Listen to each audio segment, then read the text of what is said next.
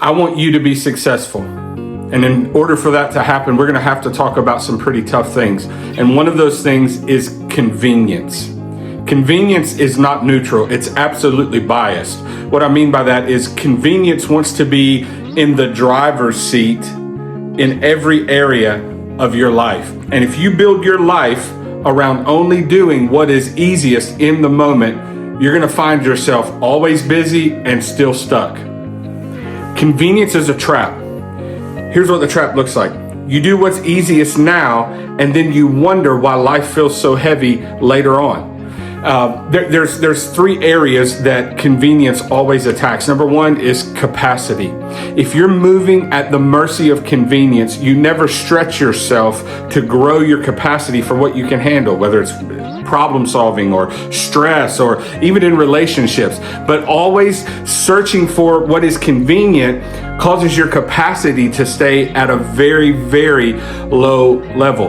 The second place that it affects you is in clarity. And what I mean by that is you stay in a constant state of reacting. And so there's always something to react to. The emotions are heightened and you're always reacting to what's coming instead of taking the deliberate time to prepare for predictable obstacles. We know that things are going to come. We know that there are going to be issues and problems we're going to have to solve. And if we take time to prepare for them, then we don't have to waste our emotional strength on just trying to react to what comes like a cat on a hot tin roof. The other area that it attacks, convenience always attacks consistency. You're consistently feeling the pressure of what's going on, but instead of doing what you need to do in a consistent manner to see it come to fruition, you actually look for what is the easiest out, and you look for the ability to lean into what feels good in the moment and into convenience. Still don't believe me? Let me give you 5 signs that you're actually in the trap of convenience. Number 1, you avoid tasks that create new skills. You're not interested in learning something new because it comes against your convenience. Number 2, you keep optimizing instead of executing. We're always optimizing. We're trying to make what we're doing better, make all of these things instead of actually executing the task. Number 3, you only do what you feel like doing. That's a legitimate thing. If you're living that life, you're in the trap of convenience. You delay hard conversations. Guys, it's one of the top areas where we want to live in convenience because it can be difficult to have hard conversations. And if that's you and you continually delay those hard conversations, it's a good sign that you're in the trap of convenience. And number 5, here's another sign that you're in the trap of convenience is your language sounds like, I don't have time, when a more accurate statement would probably be, I have not taken the time. So if you find yourself dealing with any of those, or maybe even all of them, there's a good chance that you're in the trap of convenience. So how do we get out of the trap of convenience? Now that we've identified it, now that we know that this is something that we're dealing with on a cultural level, it's something that we're dealing with maybe in your workplace. How do we get out of that? Well, number 1, you have to evaluate your present position, and then you have to elevate your baseline. You have to grow your capacity. You have to see, this is where I'm at. You got to trust someone who is more trustworthy maybe than even yourself in looking at what you're doing, and evaluate your position and then elevate your baseline to raise the standard of what you can actually do. Number 2, stop procrastinating. Listen to me.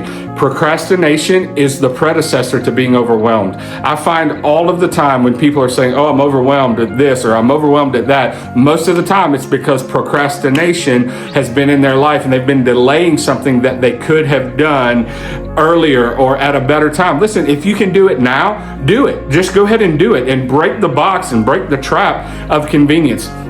Listen, we're not saying to aim for a brand new personality, and we're not saying to aim for perfection, but absolutely aim to take one inconvenient thing and add it to your day so that you grow your capacity and you step out of the trap that is convenience. So here's 5 good things that you can do if you find yourself there. Number 1, wake up 30 minutes earlier and actually plan your day out, either on your phone and a note or on paper, but wake up, take the time time to plan your day out. Number 2, do the hard things first. I can't tell you how many times this has helped me in my life, because when I do the hard things first, everything else is easy moving forward. And listen, do it like this. Do the hard thing and put your phone down for like 45 minutes in the morning and actually just get into whatever it is that seems it's going to be difficult and work that out until it's done.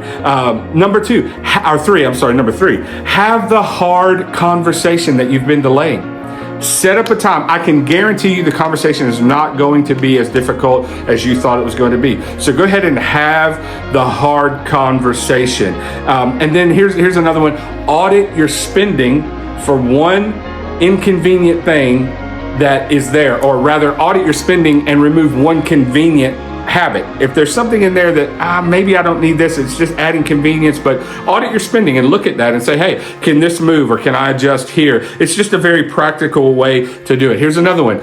Outreach. I want you to reach out to 10 people, either through messages or calls or emails, that will actually build momentum for the thing you're creating, whether it's your business, whether it's an event, whatever it is. Take time, do the uncomfortable thing, reach out, make a personal connection, and you're going to see a difference as you break out of this trap of inconvenience. Listen, here's what I'm going to tell you. Motivation in itself is not going to get it done. Because if you stay motivated but you don't apply action to it, it's actually just wasted. And so you can get all the motivation you want, but if you don't actually apply what you're learning, and you don't actually apply what is necessary to get you out of the trap of convenience, then the motivation is not really going to help. You actually have to take the steps to move forward and do what is necessary to break that trap of convenience. I hope this is helpful, and I hope you have an amazing day and a great week in front of you, and be blessed.